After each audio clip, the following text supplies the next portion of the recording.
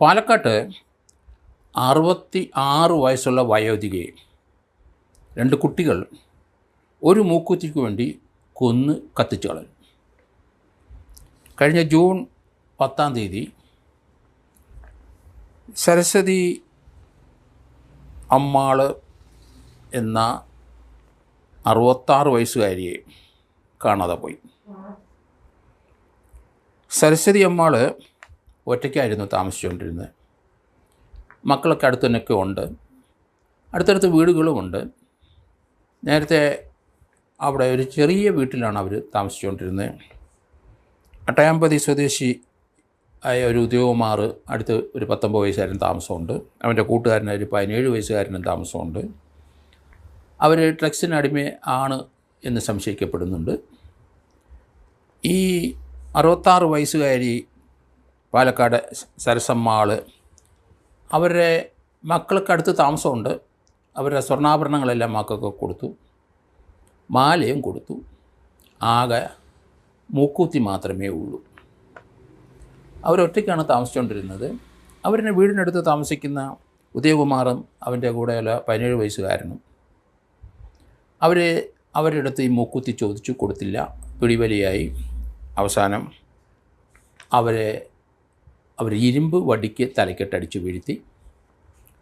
അതിനുശേഷം അവരെ ഉദയകുമാറിൻ്റെ വീടിൻ്റെ അങ്ങോട്ട് കൊണ്ടുപോയി അവിടെ ഒരു തൊട്ടിയിലിട്ട് ഇവരെ കത്തിച്ചു എന്നാണ് വരുന്നത്.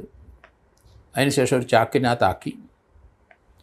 ഇത് ഉദയകുമാർ പോലീസിൻ്റെ അടുത്തും നാട്ടുകാരുടെ അടുത്തും കൺഫസ് ചെയ്തു. അവിടുത്തെ വാർഡ് മെമ്പർ ഉൾപ്പെടെയുള്ളവർ കഴിഞ്ഞ ജൂൺ 10 മുതൽ ഈ 66 വയസ്സുകാരിയെ സരസമ്മാളെ കാണാതെ പോയതിനെ സംബന്ധിച്ച് അന്വേഷിച്ചു വരികയായിരുന്നു.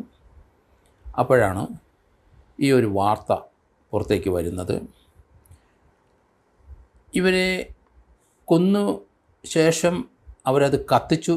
ഒരു ചട്ടിയിൽ ഉള്ള അല്ലെങ്കിൽ ഒരു ബക്കറ്റ് പോലെയുള്ള ഒരു ഇരുമ്പ് സാധനത്തിനകത്തിട്ട് കത്തിച്ചു എന്നാണ് പറയുന്നത്. അതിനുശേഷം ഒരു ചാക്കിനകത്താക്കി ഉദയകുമാറിൻ്റെ വീടിനടുത്ത് കുഴിച്ചിട്ടു എന്നാണ്. ഏതായാലും കുറ്റം സമ്മതിച്ചു. ഇവർ കൊന്നു എന്ന് വന്നു. ആ ഉദയകുമാറിനെ പോലീസ് അറസ്റ്റ് ചെയ്തിട്ടുണ്ട്. മറ്റേ ആൾ മൈനറാണ്. ഇയാളെ അറസ്റ്റ് ചെയ്ത് കഴിഞ്ഞ ദിവസം റിമാൻഡ് ചെയ്യുകയും ചെയ്തു.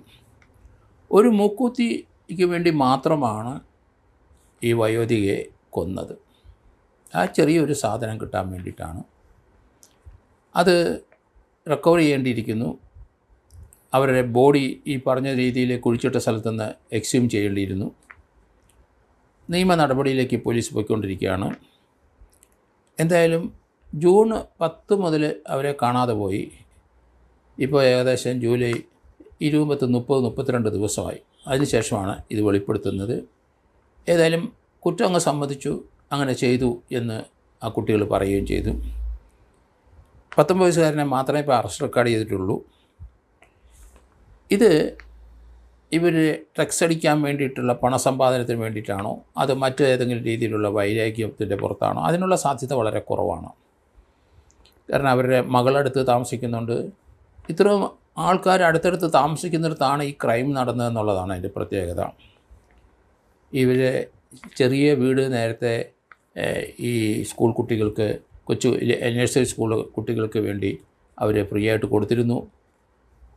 അതിപ്പോൾ അവിടെ പ്രവർത്തിക്കുന്നില്ല. ഇപ്പോൾ ആ ചെറിയ വീട്ടിൽ ഇവർ ഒറ്റയ്ക്കാണ് താമസം. അടുത്തൊക്കെ തന്നെ ഇവരുടെ മകളും ഒക്കെ താമസമുണ്ടെന്നാണ് ഇപ്പം മനസ്സിലാക്കുന്നത്. ഏതായാലും അംഗനവാടിയിൽ പ്രവർത്തിച്ച ആ കെട്ടിടത്തിനകത്തിട്ടാണോ ഇവരെ തലയ്ക്കടിച്ചത്, അതോ ഉദയകുമാറിൻ്റെ വീട്ടിലേക്ക് ബലം പ്രയോഗിച്ച് കൊണ്ടുപോയി അവരെ തലയ്ക്കടിക്കുകയാണോ ചെയ്തതെന്ന് അറിയില്ല.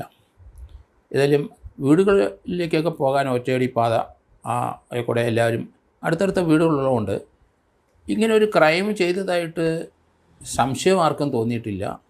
പക്ഷേ ആ ഓപ്പറേഷൻ രീതി അങ്ങനെയാണ്.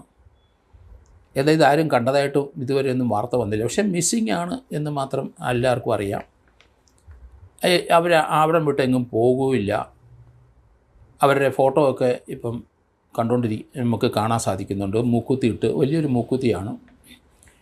എന്തായാലും ചെറുപ്പക്കാരായ കൊച്ചു കുട്ടികൾ പണത്തിന് വേണ്ടി ആരെയും കൊല്ലാൻ മടിക്കാത്ത ഒരു ലോക വ്യവസ്ഥയിലോട്ട് നമ്മൾ പോയിക്കൊണ്ടിരിക്കുന്ന കാഴ്ചയാണ് കാണുന്നത്. എന്തായാലും ഇതുപോലുള്ള നടപടികൾ ഈ കുട്ടികൾ, ഇപ്പോഴത്തെ ജനറേഷനിലുള്ള കുട്ടികളിൽ നിന്നുണ്ടാകും. അത് എല്ലാവരും കരുതിയിരിക്കേണ്ടിയിരിക്കുന്നു. അബദ്ധം ഉണ്ടാകും, പല ആൾക്കാരും ജീവൻ നഷ്ടപ്പെടാനും കാരണമാകും. ചിന്താശക്തി ഇല്ലാത്ത ഇതുപോലെയുള്ള ആൾക്കാർ പണസമ്പാദനത്തിന് വേണ്ടി മാത്രം ഒരാളുടെ ജീവൻ എടുക്കുന്ന കാഴ്ചയാണ് നമ്മൾ കാണുന്നത്.